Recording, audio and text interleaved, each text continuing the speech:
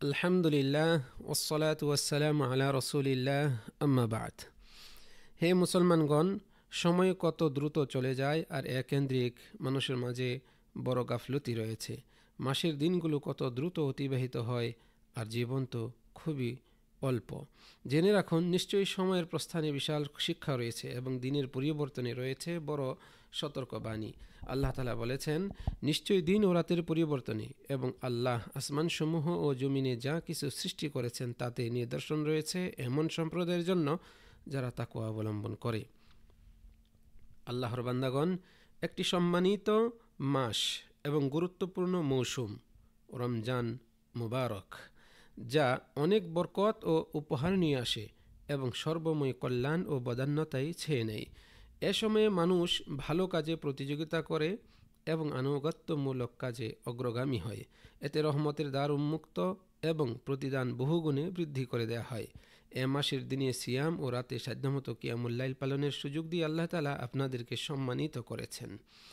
তিনি আপনাদেরকে এ সময়ে বিভিন্ন সৎ কাজ, ইবাদত, জিকির আজকার, দুয়া এবং দান সৎকা করার সুযোগ দিয়েছেন। কাজেই সমস্ত প্রশংসা ও দয়া আল্লাহর জন্যই এবং এসব নিয়ামত প্রদানের জন্য তার প্রতি শুকরিয়া জানাই। আমরা তার কাছে এসব ভালো কাজে অবিচলতা ও গ্রহণযোগ্যতা কবুলিয়ত কামনা করছি। জেনে রাখুন যে আমলের ভালো মন্দ নির্ভর করে তার শেষ অবস্থার উপর। কাজেই আপনারা কঠোর সাধনা করুন, কেননা মাত্র কয়েকটি দিন, নির্দিষ্ট কিছু ঘন্টা বাকি রয়েছে। তখন সব কষ্ট ও পরিশ্রমের অবসান হবে এবং সওয়াব অবশিষ্ট থাকবে ইনশাআল্লাহ।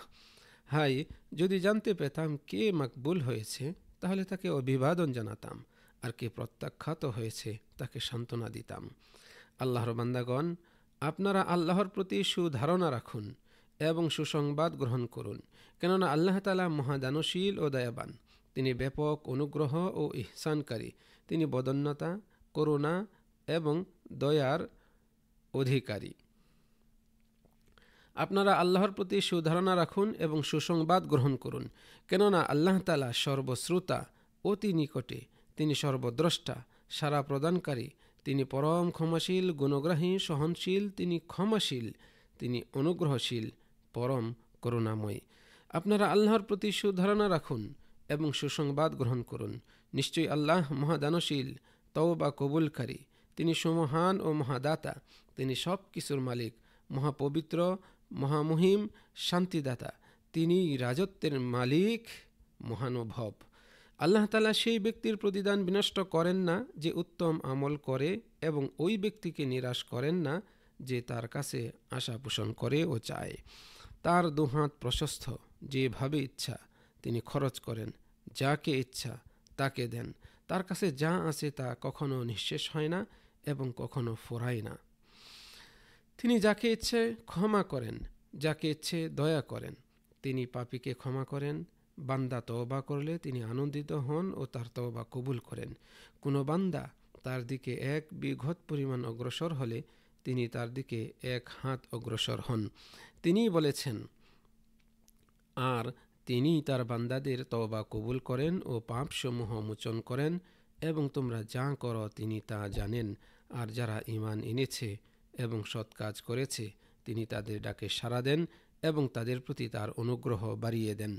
আবু হুরায়রা রাদিয়াল্লাহু আনহু হতে বর্ণিত, রাসূল সাল্লাল্লাহু আলাইহি ওয়াসাল্লাম বলেছেন, মহান আল্লাহ তাআলা বলেন, আমি আমার বান্দার নিকট তার ধারণা অনুযায়ী থাকি।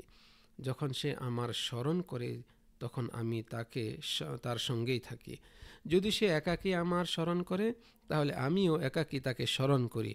আর যখন সে কোনো সভায় আমাকে স্মরণ করে তখন আমি এর চেয়েও উত্তম সমাবেশে তাকে স্মরণ করি। যদি সে আমার দিকে এক বিঘত অগ্রসর হয় আমি তার দিকে এক হাত এগিয়ে আসি। আর যদি সে আমার দিকে এক হাত অগ্রসর হয় আমি তার দিকে এক গজ অগ্রসর হই। সে যদি আমার দিকে পায়ে হেঁটে অগ্রসর হয় আমি তার দিকে দৌড়ে আসি। সহিহ বুখারী ও মুসলিমের হাদিস। আবু হুরায়রা রাদিয়াল্লাহু আনহু হতে আরও বর্ণিত যে রাসূল সাল্লাল্লাহু আলাইহি ওয়াসাল্লাম বলেছেন, নিশ্চয়ই আল্লাহ বলেছেন, আমার বান্দা যে সমস্ত জিনিস দ্বারা আমার নৈকট্য লাভ করে তার মধ্যে আমার নিকট প্রিয়তম হলো যা আমি তার উপর ফরজ করেছি। আর আমার বান্দা নফল ইবাদতের মাধ্যমেও আমার নৈকট্য লাভ করতে থাকে। পরিশেষে আমি তাকে ভালোবাসতে লাগি। অতঃপর যখন আমি তাকে ভালোবাসি তখন আমি তার কান হয়ে যাই, যা দ্বারা সে শুনে, তার চোখ হয়ে যায়, যা দ্বারা সে দেখে, তার হাত হয়ে যায়, যা দ্বারা সে স্পর্শ করে, এবং তার পা হয়ে যায়, যা দ্বারা সে চলে। সে আমার কাছে কিছু চাইলে আমি অবশ্যই তাকে তা দিই, এবং সে যদি আমার আশ্রয় চায় তাহলে আমি অবশ্যই তাকে আশ্রয় দিয়ে থাকি। আর আমি যা করি তাতে কোনো দ্বিধা করি না, যতটা দ্বিধা করি একজন মুমিনের জীবন সম্পর্কে, কারণ সে মৃত্যুকে অপছন্দ করে আর আমি তাকে আমার কষ্ট পাওয়াকে অপছন্দ করি।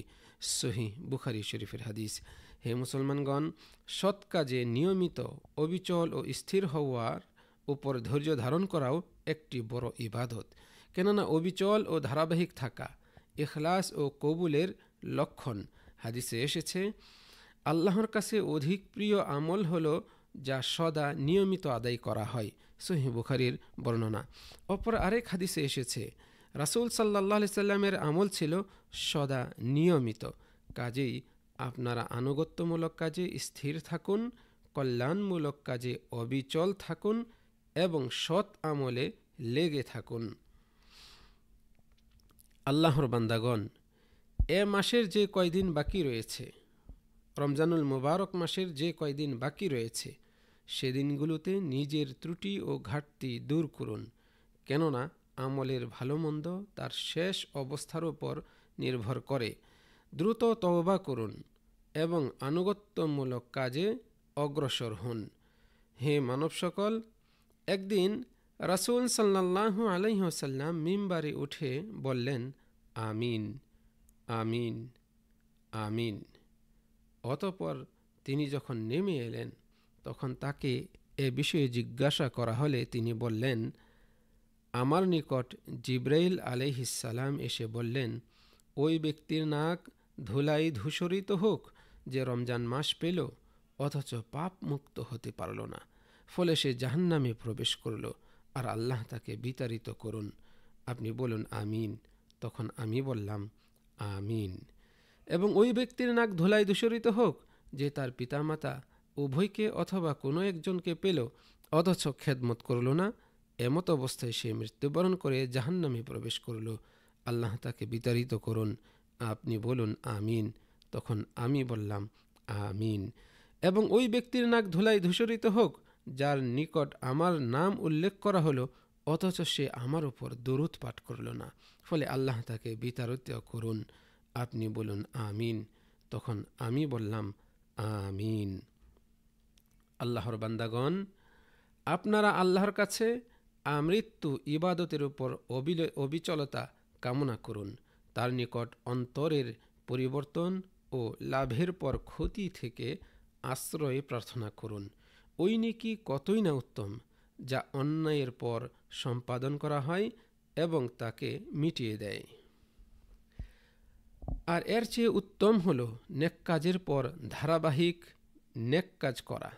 নেক কাজের পর পাপ কাজ কতই না নিকৃষ্ট যা নেক কাজকে বিনষ্ট করে দেয়।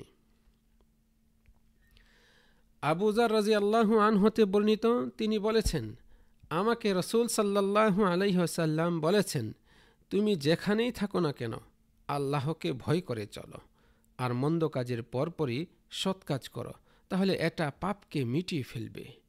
আর মানুষের সাথে উত্তম আচরণ করো। মুসনাদে আহমদের হাদিস। হে মানব সকল, ঈমানের উপর গ্রহণযোগ্য ইবাদতের প্রভাব রয়েছে। অন্তরের উপর এর প্রভাব হলো তা নিয়তকে সঠিক করে, বিশুদ্ধ করে, অন্তরকে পরিশুদ্ধ করে এবং মহান আল্লাহর প্রতি তাকওয়া, ইখলাস ও বিনয়তা তৈরি করে। আর অঙ্গ প্রত্যঙ্গের উপর এর প্রভাব হলো তা পাপাচার ও হারাম কাজ থেকে বিরত রাখে এবং কল্যাণ ও আনুগত্যমূলক কাজের উপর অবিচল রাখে। কাজে আপনারা আপনাদের যাবতীয় আমলে আল্লাহকে সমীহ করে চলুন, কেননা নিশ্চয়ই আল্লাহ আপনাদের বাহ্যিক আকৃতি বা দেহের প্রতি দৃষ্টিপাত করবেন না, বরং তিনি আপনাদের অন্তর ও আমলের দিকে দৃষ্টি দিবেন। অনেক সিয়াম পালনকারী রয়েছে যারা সিয়াম থেকে পিপাসা, ক্ষুধা ও কষ্ট ছাড়া তার জন্য আর কিছুই থাকে না। অনেক কিয়ামুল লাইল পালনকারী রয়েছে যার জন্য অনিদ্রা ও কষ্ট ছাড়া আর কিছুই নেই। পরিশেষে আল্লাহর বান্দাগণ, সব মাসই ইবাদতের মৌসুম, যদিও সেগুলো ফজিলত ও গুরুত্বের বিচারে ভিন্ন ভিন্ন হয়ে থাকে। আর জীবন তো পুরোটাই আমল ও ইবাদতের সময়। বস্তুত প্রত্যেকেই সকালে উপনীত হয়ে নিজেকে আমলের বিনিময়ে বিক্রি করে। কেউ নিজেকে মুক্ত করে, আবার কেউ তার ধ্বংস সাধন করে। মূলত প্রত্যেকের জন্য তাই সহজ করা হয়েছে যার জন্য তাকে সৃষ্টি করা হয়েছে। কাজেই আপনারা মহান আল্লাহকে ভয় করুন এবং আমলের মাধ্যমে আপনাদের সময়গুলোকে দ্রুত মূল্যায়ন করুন এবং আপনাদের কথাকে কাজের দ্বারা বাস্তবায়ন করুন। কেননা মানুষের আসল বয়স তাই যা সে আল্লাহর আনুগত্যে কাটিয়েছে, এবং বিচক্ষণ সেই ব্যক্তি যে নিজেকে নিয়ন্ত্রণ করে ও মৃত্যু পরবর্তী জীবনের জন্য আমল করে, আর নির্বোধ সেই ব্যক্তি যে নিজের প্রবৃত্তির অনুসরণ করে এবং আল্লাহর নিকটে নানাবিধ বৃথা আশা করে থাকে। ওসাল্লাল্লাহু ওয়াসাল্লাম আলা নবিয়িনা মুহাম্মদ ওয়া আলা আলিহি ওয়া সাহবিহি আজমাইন।